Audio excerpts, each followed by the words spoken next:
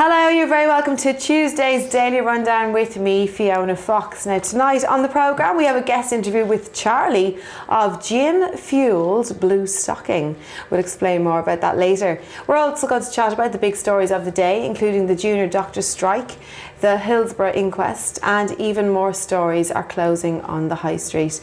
But to get us started, let me introduce to you tonight's lovely guests. Oh, I see you getting prepared. You felt like you were one of the lovely guests I was talking about, didn't you, Richard? It's one half of Mac and the Medic, Dr. Richard Bircher. Thank you, I'm here again, yes, thank you. You are.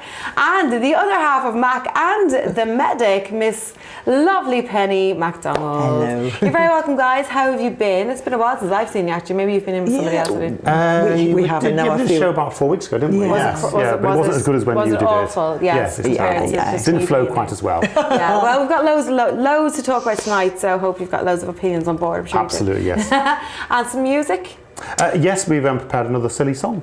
Perfect, that's exactly what we want. Don't forget, you guys at home can also get involved with the programme by tweeting us at The Daily Rundown. Please do get involved. Now let's go to our first news story. It's Allergy Awareness Week, and we've been talking to Allergy UK about increasing awareness about allergies. We met young mum Jasmine, who told us it took over 2 months for her daughter to be diagnosed with a milk allergy. Levi is just 9 months old, and our reporter Emmy met her for a play date. So I never thought that I'd have to give out like a manual, you know, when my baby stays out at people's houses. We went to speak with mum Jasmine about the 2 months it took to get her 9-month-old daughter Levi a milk allergy diagnosis. Why couldn't they just say, oh, you know what, she's having this baby looks terrible, she's having really bad symptoms, let's just do a blood test and rule it out. Why couldn't that have been done? Because then it was done and it has been better. But now she's suffering like long-term effects. So eczema doesn't just go away. You know, her eczema was that bad. I mean, now she looks good today. But that could change by tonight and that could change tomorrow. 3 days ago, I was having to cover her head to toe in really strong steroid cream and she was having wet wraps on. You know, so she has to deal with that. Us as a family have to deal with that. And it's really hard. It started when she was exposed to the milk for so long, and I kept going back to the doctors and I kept saying to them, you know, I really think that she's allergic to the milk. And they said to me, no, she's not allergic to milk because she's gaining weight and she's thriving. But to me, she wasn't really thriving. You know, her hair fell out and her skin was awful. It was on fire. And from that, she became so sensitised. So because her skin was open, she's now got an egg allergy. And apparently that's because egg in the air, you know, it gets into the open skin. The cat allergy, the dog allergy. She was around cats and dogs from birth and she was fine. It was only since her eczema got so bad that she now developed a really high allergy to cats. Jasmine and Levi received support from Allergy UK. So the recommendation in cow's milk allergy is to avoid cow's milk. That's not as easy as what it sounds, because they need really to have the input of a paediatric dietitian so that they can be weaned onto safe alternatives. They can have safe alternatives in the diet so they don't get nutritionally depleted of, you know, all the minerals, the vitamins, iron, etc. that they need for healthy growth. For mums like Jasmine, increasing awareness is key. So an allergy is a response that the body has and it creates antibodies to fight it. So say you're allergic to eggs. She never had eggs, but then how is she allergic to them if she's never been exposed? But she was through the air, through breast milk. So then what the body does is create those antibodies. So the first time that she will have been exposed to it, she won't have a reaction. It's the second and third and fourth and fifth times that the reaction will come and they'll just get worse and worse. So it's like Levi with the milk allergy. You know, it took a few times for it to show through, and with her it was more of a slow process of having eczema flare-ups rather than people think of allergy, you know, everything starts to swell and you need to have an EpiPen. You know, it's not that. There is quite a few different forms of allergy, and it's like Levi now with things like soy and even eggs. When I cook them in the air, that's it. She'll have a full eczema flare-up, itching. You know, her nose will start to run. So allergy comes in all different, you know, in forms. It doesn't have to be anaphylactic shock. Allergy UK offer workshops to GPs. Jasmine feels more of them should attend. I'm not saying every GP, but in my experience, no one had experience with allergies. You know, they have a set criteria, and if they're not within those lines, then okay, she's not got an allergy. But maybe if they went to these things and they realised that there are other symptoms to these kind of allergies, you know, there are other allergies, it's not just about gaining weight, then I really think that they would get somewhere, and it make mums feel a bit more secure as well. And I know at least another couple of mums that are going through the same thing, and they just had no support whatsoever with it. I know from myself that like Google was my best friend. You know, every night I was up till 3, 4, 5 o'clock in the morning Googling all the symptoms. But it shouldn't be like that. You should be able to go to your doctor and say, look, this is what's happening. I need you to believe me, because you know I'm not telling a lie. I see this baby at home. This is what's happening. Not to be told, oh no, you're being silly. Don't worry, it's just a bit of eczema. That to me is just, you know, it can't be like that. Especially when, you know, if they don't know the GPs, then they should refer you to someone that does know, because it's not funny. Now I've got a 9-month-old baby who, you know, she can't do a lot of normal things that other babies do. I can't take her to a play centre, because when I take her to a play centre, she comes out with an infection because her skin's open.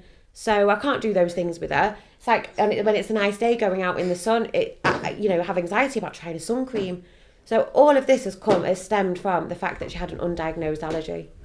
You know, the doctor said to me that they don't like to diagnose milk allergies in babies so young because it's quite a bind. But then, you know, so is having a severe skin condition.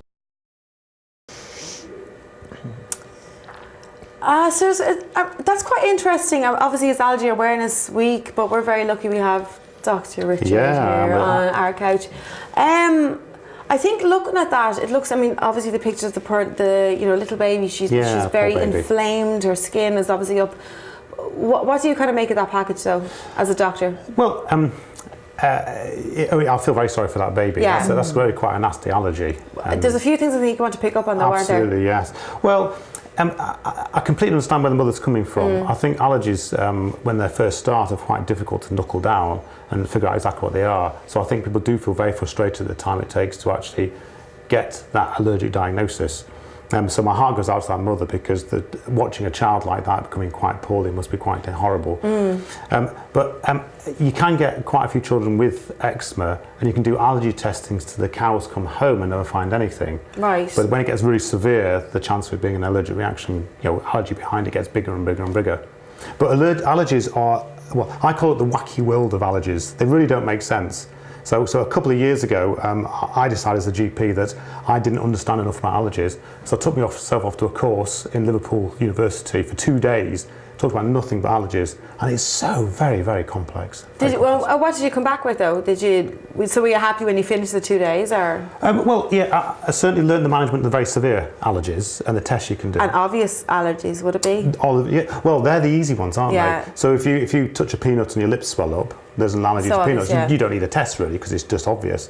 But some of the allergies are really difficult. So the things, say, for example, some adults might have irritable bowel type symptoms, so bloated and feel dicky bowels and a bit off colour, maybe itchy sometimes, not sleeping very well.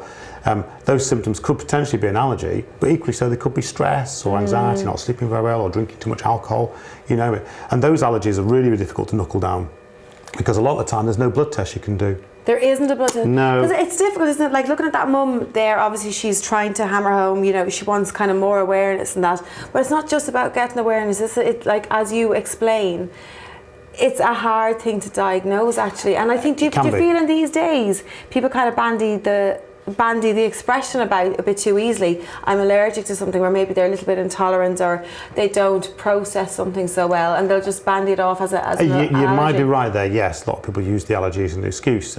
But as I say, it's so difficult to knuckle down. And yet I've seen people, for example, cut out wheat entirely from their diet. Yeah. When every single test under the sun is completely negative, there's nothing, on the blood test they don't have an allergy, and they feel so much better 8 weeks later.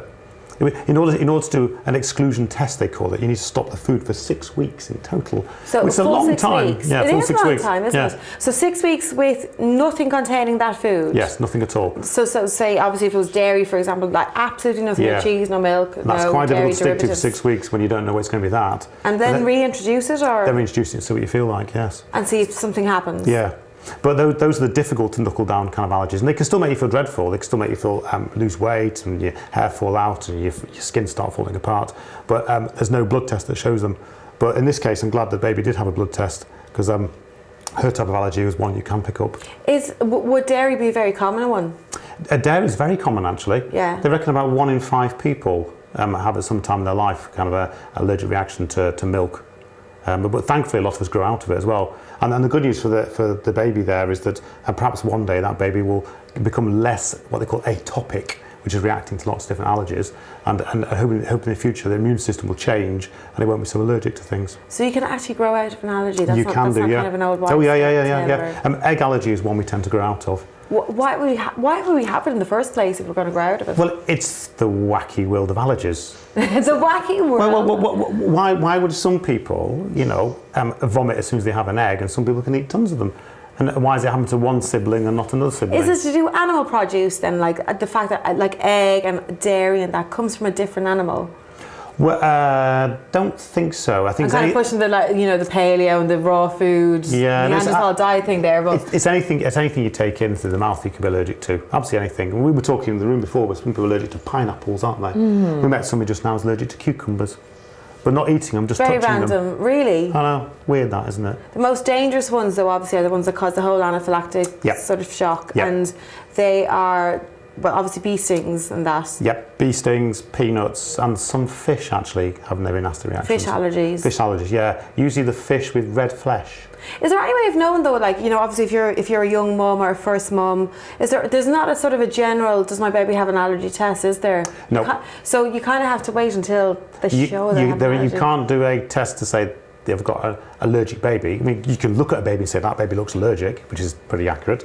But to actually do a particular test looking for all allergies, you can't do. You have to look at particular tiny things. So you test for eggs and wheat and different types of wheat, etc. Yeah. And is there such thing as like a more allergic individual than others? Right. Oh yeah. That does exist. I'm from a allergic family. Are you? Is that genetic or is it I think hereditary? so. Yes. We all tend to cough a lot, and I've got slight asthma as well. So you can catch, but catch it like from your parents. Yeah. Or It's the immune system you inherit, definitely. So this awareness week is a good thing then. Absolutely, yeah. So if you belong to a family where everyone has some degree of allergy, they're a bit sneezy and they're a bit hivey. Yeah. So every winter they wake up and they've got snotty noses, and even in the summer they've got blocked noses and everything. Then watch out for that. Brilliant. Okay, thank you very much. Thanks, Richard. We're going to go for our first break. We'll be back in just a few minutes with lots more news. Don't go away.